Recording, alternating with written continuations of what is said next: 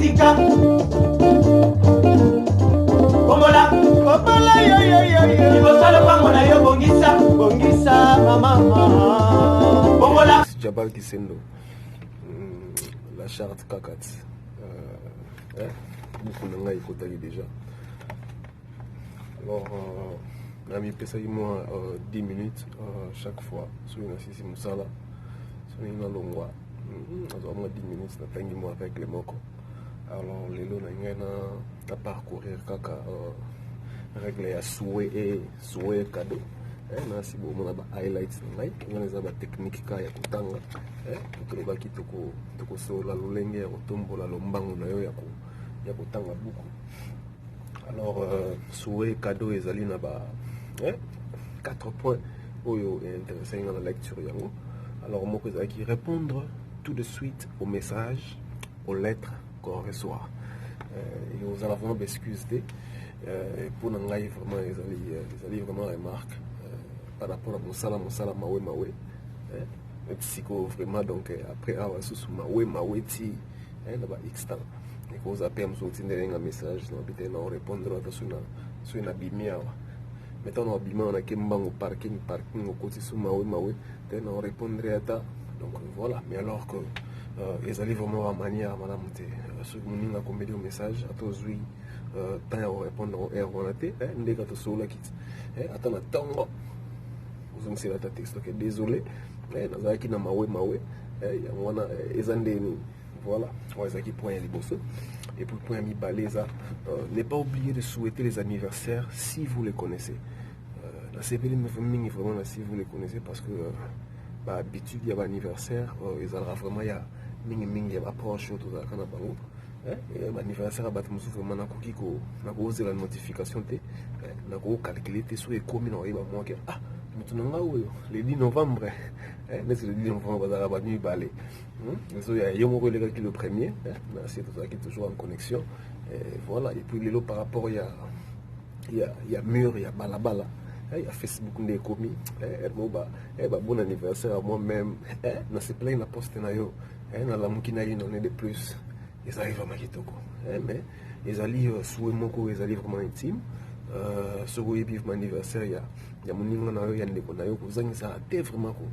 côté wana moi ta inbox ezanga te voilà et puis cela peut également être un moyen de garder contact avec des amis éloignés puis les amis ngilingongi baninga mususu bazali ma musika et ko sape mikolo belé boso la kité alors jour et anniversaire na yeso ko meliata que happy birthday tout bon anniversaire au moins que ça moi occasion personne c'est là yo yo be boni kuna merci donc voilà la charte des alliés vraiment na ba point qui toko nga vraiment na sepel na yango na sala pour na kabona bino soko 8 ans on courage on ngolu rolu kango ezana et des livres ezana Amazon somba beaucoup ezana ndaku pour na bana mo bo revoyaka na bandeko ata pour na yomoko on peut revoir moi quelques règles par rapport à ndenge vie la la société et kendara quoi et puis à part moi les araki voilà devant kotingai et rappeler nga puis kotingai offrir quelque chose en retour lorsqu'un service est rendu gratuitement ce que nous rendre service moko ya ofele et mon évidemment service est songio collection ndenge tu go migrata mo cadeau mo ya 10 jours mususu au PC nga sala mo pe mo ndingo wana sala mo pe mais c'est un peu il faut salade que le mususu sali ezamalamu donc voilà et puis yasuka recevoir les objets avec les deux mains on a déjà depuis le moment la bande réception déjà sur le PC loco bisous à Congo l'ositu les occupés on a CPL les admirant car une seule main traduit un geste négligé.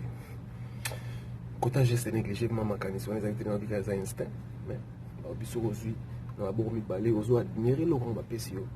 ils ont dirait aux autres pesango moins valeur, mais sous on on dirait on négligé la charte de la politesse et de la bonne manière,